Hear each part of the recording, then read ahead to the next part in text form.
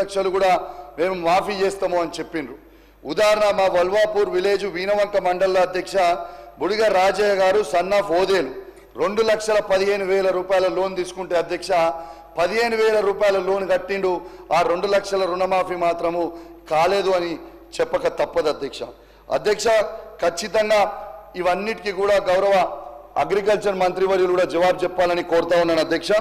దాంతో పాటు అధ్యక్ష మన మంత్రివర్యులు ఇవాళ పదే రుణమాఫీ అయిపోయింది అని చెప్తూ నిన్న బట్టి విక్రమార్క గారు నా హుజరాబాద్ నియోజకవర్గంలో 219 కోట్ల రూపాయలు మేము రుణమాఫీ చేసినామని అసెంబ్లీ సాక్షిగా మీ సాక్షిగా మొత్తం ప్రజలకి చెప్పిండు అధ్యక్ష. కానీ నిన్న నేను నా హుజరాబాద్ నియోజకవర్గంలో మా 5 మండలాలలో 2 మున్సిపాలిటీలలో ఎంత చేసినని అనుకున్న అధ్యక్ష. వాళ్ళు ఇచ్చిన ఫిగర్ 185 కోట్ల రూపాయలు మాత్రమే. మరి సభా సాక్షిగా చెప్పిన 219 కోట్ల రూపాయలు కరెక్టా, అధికారులు ఇస్తున్న 186 కోట్ల కరెక్టా, ఏది క్లారిటీ లేకుండా రోజొక ఫిగర్ చెప్తా ఉన్నారు. కాబట్టి దయచేసి దాని మీద కూడా క్లారిఫికేషన్ ఇవ్వాలని కోరుకుంటా ఉన్నాను అధ్యక్ష. పదే అధ్యక్ష కేసీఆర్ గారి ప్రభుత్వం ఉన్ననాడు మేము రుణమాఫీ చేయలేదు అని ప్రచారం చేశారు అధ్యక్ష.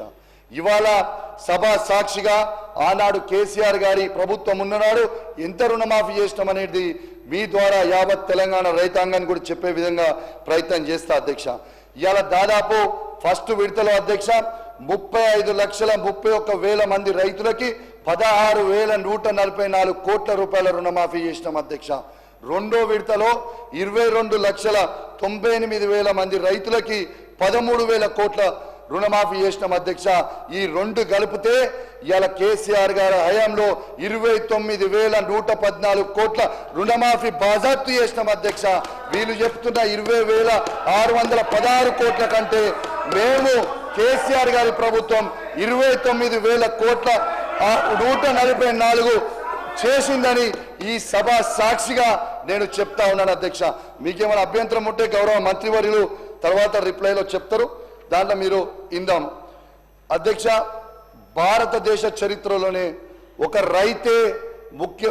స్వయంగా ఒక రైతే ఈ రాష్ట్రానికి ముఖ్యమంత్రి అయితే ఏ విధంగా రైతుకి లాభం అవుతుంది అనేది దీనికి ఉదాహరణనే రైతు బంధు పథకం అధ్యక్ష. ఇలా భారతదేశ చరిత్రలోనే ఎంతో మంది ముఖ్యమంత్రులు ఈ భారతదేశంలో అయినారు, కానీ ఏ ఒక్క ముఖ్యమంత్రి గారికి కూడా ఇలా రైతుకి పెట్టుబడి సాయం చేయాలని ఒక్కరికి కూడా ఆలోచన రాలే అధ్యక్ష.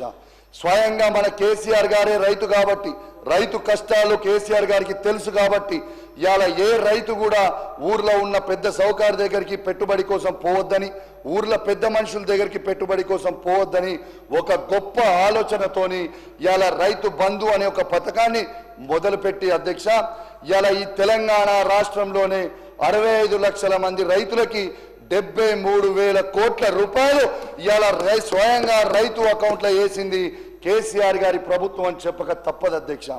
దీనికోసము ఏ రైతు కూడా ఎక్కడ కూడా ఎంఆర్ఓ దగ్గర దరఖాస్తు పెట్టుకోవాల్సిన అవసరం లేకుండే, ఏ పైరవికార్ దగ్గరికి పోవాల్సిన అవసరం లేకుండే, హైదరాబాద్ సెక్రటేరియట్లో కేసీఆర్ గారు బటన్ ఒత్తితే టంగ్ టంగ్ టంగ్ టంగ్ అని రైతు అకౌంట్లలో డబ్బులు 73,000 కోట్ల రూపాయలు ఇప్పటివరకు పడ్డాయని చెప్పక తప్పదు అధ్యక్ష. నేను మాట్లాడిన తర్వాత రిప్లైలో మంత్రి గారు మాట్లాడతారు, మీకు మేము డిస్టర్బ్ చేయం, మీరు మాకు డిస్టర్బ్ చేయకుండా. అయితే అధ్యక్ష ఇంకోటి కూడా ఆలోచన చేయండి అధ్యక్ష.